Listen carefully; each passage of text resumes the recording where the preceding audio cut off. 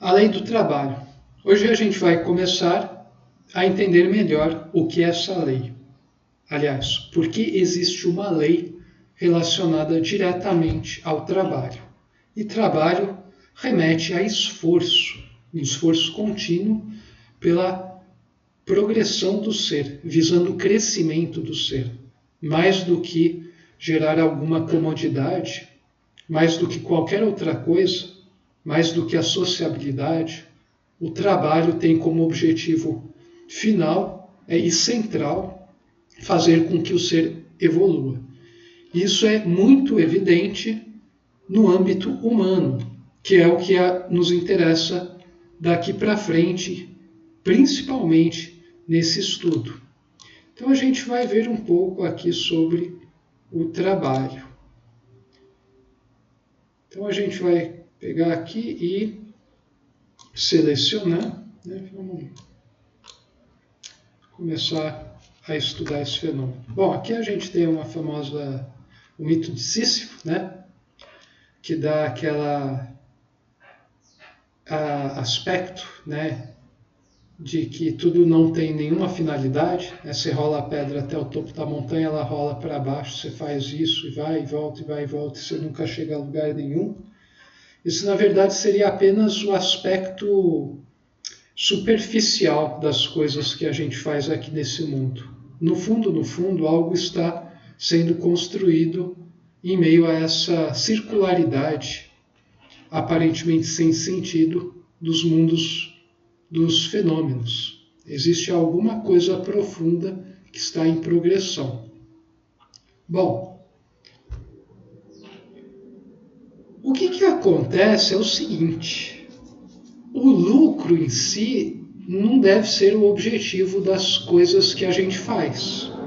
Ele não é algo a ser combatido, mas é algo a ser minimizado ao máximo. Por quê? Porque o lucro ele anula o trabalho. Né? Tudo o que é lucro, né? Você pega o que você obtém, né? Os produtos, os frutos de um trabalho, você vai reinvestir no trabalho, comprar mais equipamento, pesquisar, remunerar as pessoas para tocar a economia e tudo mais. Depois de tudo isso sobrar muito lucro, né? É sinal que a pessoa sobrou alguma coisa que não está tendo uma aplicação para nenhuma das dimensões da vida. Então, essa coisa de querer aumentar cada vez mais o lucro, né, e diminuir os retornos para o trabalhador, reduzir os investimentos em pesquisa, em maquinário, em cultura, em isso, em aquilo, né, e só querer ter lucro cada vez maior, abocanhando uma fatia cada vez maior do bolo, isso aí é uma doença, porque isso anula o trabalho. E a gente vai explicar o porquê disso mais à frente, à medida que a gente for progredindo aqui nesse capítulo. Né? Um lucro exagerado implica em pessoas cada vez mais infelizes que estão sendo usadas para gerar esse lucro. Né?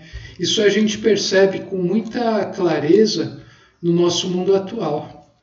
Porque assim, o lucro não pode ser a meta final de tudo, de todo o trabalho. E nem ele deve crescer além de certo ponto. Ele deve ser sempre mínimo, né? O menor possível. E a gente vai estar explicando melhor o porquê disso à medida que a gente progride aqui. Bom, essa é a grande questão que muitos devem estar se perguntando, né? Por que o lucro, esse lucro, acaba anulando o trabalho? Veja só, o lucro ele acaba premiando o proprietário, né, aquela pessoa que controla, né, tem um controle sobre as outras pessoas por estar numa posição social hierarquicamente superior nessa pirâmide mundana. Então, o que acontece? Uma pessoa tem um lucro, né? Você acaba facilitando a vida da pessoa detentora desse lucro, que controla a maior parte do lucro. Então, as tentações aumentam, né? Você vai tendo muito lucro, você vai dinheiro que sobra, né? Entre aspas, você vai já que todas as coisas úteis já foram usadas, né, você já reinvestiu o dinheiro em um monte de coisa útil, o que sobra é lucro. Daí, se o lucro é muito grande, e são poucas as pessoas que o fazem uso, né, se apropriam desse lucro, as tentações aumentam, né, que tem um monte de dinheiro aí livre para eu gastar, sendo que eu já tenho tudo do necessário, então a pessoa vai começar a gastar em besteira, como é natural.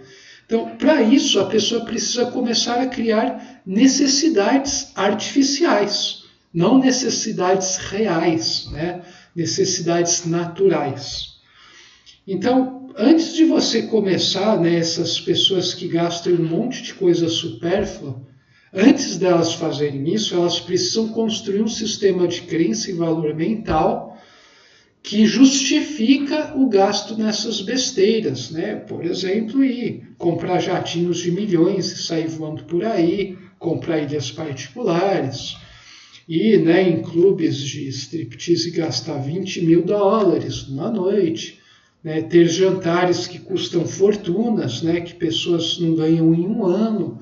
Você precisa construir um esquema mental que justifique isso tudo aí, falando que isso faz parte da vida, isso é um prazer que todo mundo no fundo quer ter. Você precisa construir isso para você conseguir fazer esses gastos. Se vocês forem reparar bem, né, vocês um dia interrogarem, né, se a gente pudesse interrogar um monte de pessoa que abusa, né, e os abusos têm desde os níveis mais baixos, né, até os níveis mais altos, só que é nos altos que isso fica realmente deletério, né, para a sociedade por causa da escala. Vocês vão perceber que a pessoa vai tentar explicar, né, que aquilo no fundo é bom, que se você também chegar nessa posição você vai fazer igual, e que isso então no fundo não é tão ruim, e blá blá blá, né? Só que isso na verdade é tudo uma construção mental para justificar uma violência contra si mesmo, né? Porque não te leva a crescer, não te leva a ser uma pessoa melhor. Ou se te leva a isso pelo pior caminho possível, pela via mais dolorosa, né? Então, isso é uma coisa muito importante a ser levado em conta aqui. E daí, essas necessidades artificiais, né, vai alimentando a justificativa de você explorar tudo e todos, né? Quanto mais as tentações lhe dominam, mais você tem necessidade de criar teorias, né, pseudo-teorias, sistemas de crenças e valores totalmente bizarros, para que você consiga explorar tranquilamente tudo e todos, sem peso na consciência. Que a consciência está sendo acorrentada ao máximo possível. E isso tudo remete ao domínio do intelecto, né? Você acaba sendo dominado por algo que você não é de fato, que é o seu intelecto.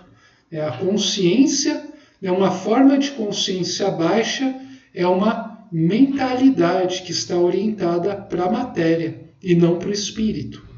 Não está orientado para o alto, para Deus.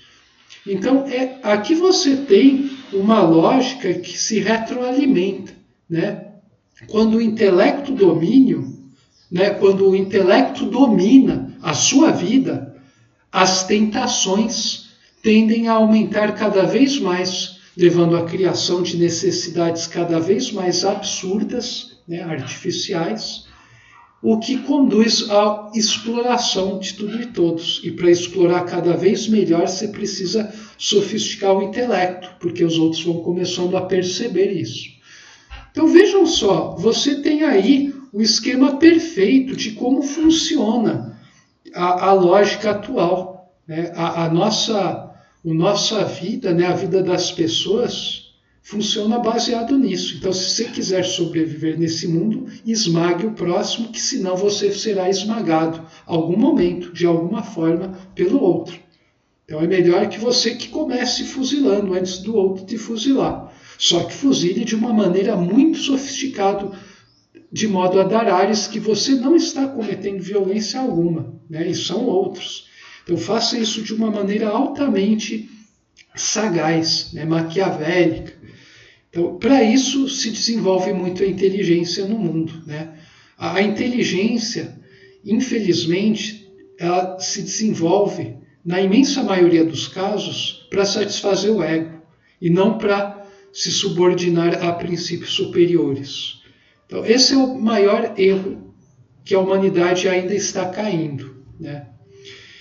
Então, esse é um aspecto, né? Então, a gente precisa compreender o mundo do trabalho, né, como um mundo que está contaminado por coisas da mente. Ele não é ainda fecundado plenamente pelas coisas do espírito, né? Pelas maravilhas do espírito. Então, o trabalho real não tem nada a ver, ou pouquíssimo a ver, com o trabalho que hoje em dia é feito neste mundo. Tanto que o trabalho, né, um monte de pessoas não vê vida naquilo que faz. É uma coisa morta. As pessoas não gostam do que fazem.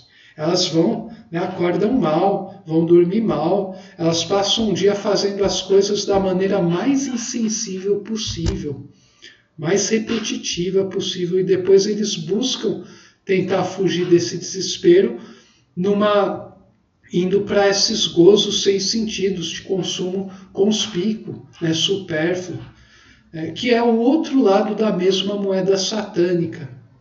Então, na verdade, a questão não é esses trabalhos alienados e esse consumo sem sentido, né, esse consumo doentio. A coisa é você dar vida ao seu trabalho, vendo nele um lazer e um estudo, dar vida ao seu estudo vendo ele como algo produtivo socialmente, ou seja, caráter de trabalho, e também sem um lazer, e dar sentido social e também caráter científico, né, de estudo ao seu lazer, que é uma atividade que traz essas coisas. Então, é uma integração de estudo, trabalho e lazer. Coisa que começou a ser trazida à luz pelo sociólogo italiano Domenico De Masi, só que com uma ótica de Ubaldi, né, monística, você consegue ter uma percepção 1000 vezes mais profunda ainda do que isso significa. Bom, a gente vai estar vendo essas coisas à medida que a gente desenvolve os principais conceitos desse capítulo. A gente se vê lá. Saudações.